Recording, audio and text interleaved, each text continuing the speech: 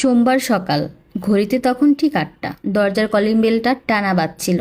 আমি ইচ্ছে করে একটু দেরিতে দরজা খুলছিলাম। আহনাব বিরক্ত হয়ে চিৎকার করলো, মেহেজাবিন, দরজা খুলছো না কেন?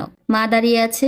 আমি ধীরে সুস্থে গিয়ে দরজা খুললাম, মুখে মিষ্টি হাসি। আসসালামু আলাইকুম মা, কেমন আছেন? আমার শাশুড়ি ভিতরে ঢুকে চারপাশ তাকালেন। সেই চেনা চোখ, সবকিছু বিচার করে দেখার অভ্যাস। এই সময় দরজা খুলতে দেরি হলো কেন তোমার? ঘুমাচ্ছিলে নাকি? আমি মাথা নিচু করে বললাম, না মা, রান্নাঘরে ছিলাম, আপনাদের জন্য নাস্তা বানাচ্ছিলাম। আহনাব অনেক খুশি। সে যেভাবে চাচ্ছিল ঠিক সেভাবেই হচ্ছে।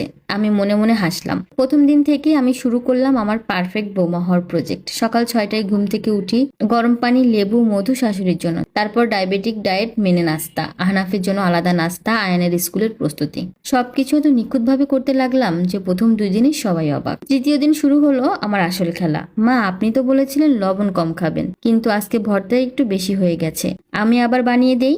শাশুড়ি বিরক্ত হয়ে বললেন, আরে না থাক, এত ঝামেলা করার দরকার নেই।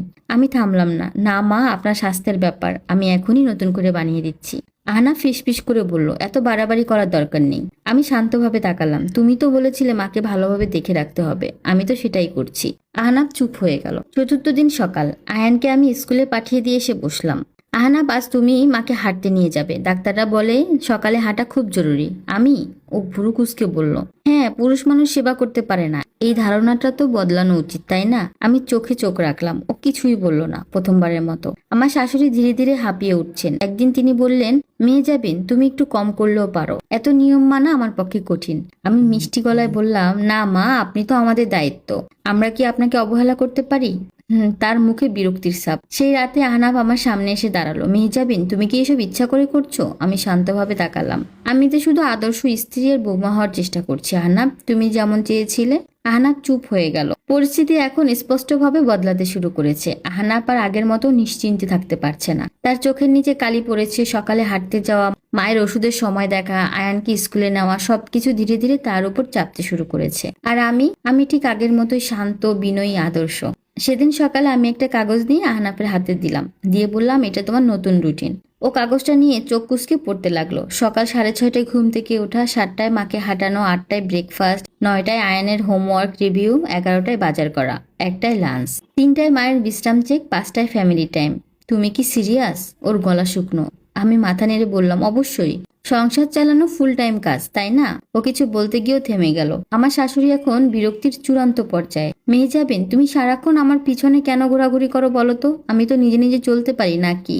আমি হেসে বললাম, মা, আপনি তো অসুস্থ, আপনাকে একা রাখা ঠিক না। তো আমি অসুস্থ না। তিনি প্রায় চিৎকার করলেন। আমি নরম স্বরে বললাম, তাহলে আহনাব কি ভুল বলেছে? তিনি থেমে গেলেন। প্রথমবার মা আর ছেলের মধ্যে অস্বস্তিকর নীরবতা। সেই রাতেই বিস্ফোরণ হলো। আহনাব দরজা বন্ধ করে বলল, এনাফ ইজ এনাফ, তুমি আমাকে পাগল বানিয়ে দিচ্ছ। আমি শান্তভাবে বিছানায় বসেছিলাম। আমি তো শুধু তোমার কথাই মানছি। আমি কি বলেছিলাম আমাকে এভাবে কন্ট্রোল করতে? আমি এবার সরাসরি তাকালাম। তুমি বলেছিলে সংসার আগে, আমি তো সেটাকেই প্রাধান্য দিচ্ছি। এখন সমস্যা কোথায়? আহনাব কিছুক্ষণ চুপ থেকে বলল, তুমি তো আগে এমন ছিলে না, আগে আমার একটা আলাদা জীবন ছিল। আহনাব কিছুই বলল না। পরদিন সকালে আমার শাশুড়ি নিজেই আমার কাছে এসে বললেন, তুমি আবার অফিসে যোগ দাও না মা। আমি মৃদু হেসে বললাম, আমি তো ভালোই আছি। দুপুরে আহনাব হঠাৎ বলল, মেহজাবিন, তুমি কি আবার জবটা নিতে পারো? আমি চুপ করে তার দিকে তাকিয়ে রইলাম। মানে তুমি তো কাজটা ভালোবাসতে। আমি ধীরে ধীরে বললাম, তুমি তো বলেছিলে আমার জায়গায় অন্য কেউ আসবে। ঘরে বাতাস ভারী হয়ে গেছে। সবাই বুঝতে পেরেছে একটা ভুল সিদ্ধান্ত পুরো সিস্টেমকে ভেঙে ফেলেছে। সেদিন রাতে আয়ান আমার কাছে এসে জিজ্ঞেস করছে, মা, তুমি কি আবার অফিসে যাবে? আমি ওকে জড়িয়ে ধরে বললাম, যাবো খুব শীঘ্রই বাবা।